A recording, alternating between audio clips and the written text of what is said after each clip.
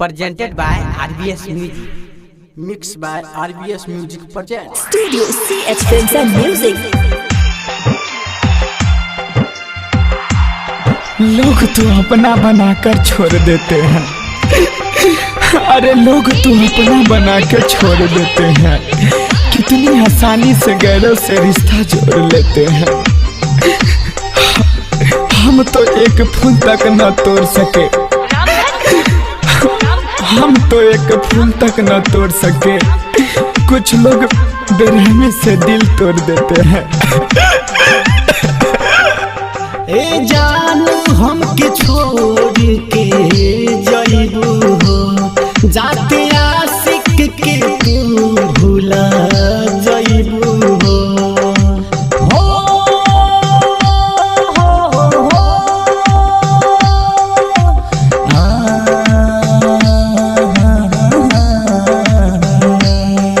ए जान हमके छोड़ के जइबू हो, जाते आशिक के तू भूला जइबू हो। छीन लिहलू तू दिल से मुस्कान हो, छीन लिहलू तू दिल से मुस्कान हो। जान जाइबू हो शमशान हो, जान जाइबू हो शमशान हो। हमें ना मोहब्बत मिली ना प्यार मिला, ए सनम हमें ना मोहब्बत मिली ना प्यार मिला। हमको जो भी मिला बेवफा यार मिला। अपनी तो बन गई तमाशा जिंदगी, हर कोई अपने मकसद का तलबगार मिला। क्या कहिए करे जा। कईनी कसूर कवन जइबू हमके छोड़ के, तोहरा याद में भरल आँख लोर से।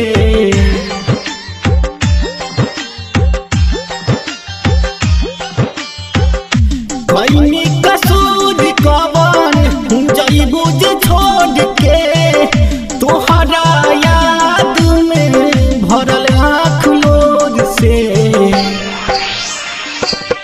दिल में बस के तू भइलू अनजान हो, दिल में बस के तू भइलू अनजान हो। जान जाई हम शमशान हो, जान जाइबू हम शमशान हो। ए जान अरे ना रूठना हमसे, हम मर जाएंगे। दिल की दुनिया तबाह कर जाएंगे। न रूठना हमसे, हम मर जाएंगे। अरे दिल की दुनिया तबाह कर जाएंगे। मोहब्बत की है हमने कोई मजाक नहीं, दिल की धड़कन तेरे नाम कर जाएंगे। ए जान कसम तू खइलू हाथ धके हाथ हो, हमारा के छोड़ी गइलू मदन के साथ हो।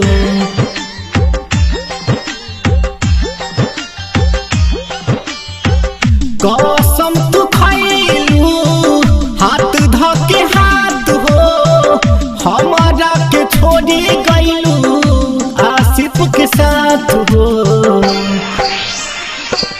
नवीन के तोर दिहलू अरे महान हो, नवीन के तू तोर दिहलू अरे महान हो।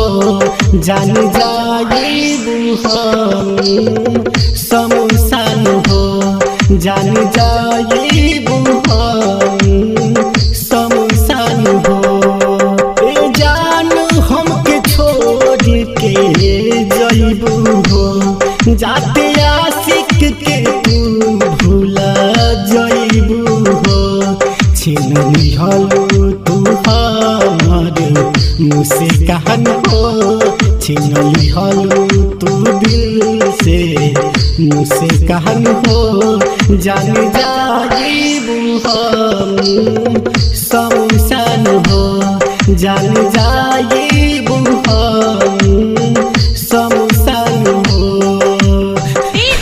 presented by RBS Music, mixed by RBS Music present.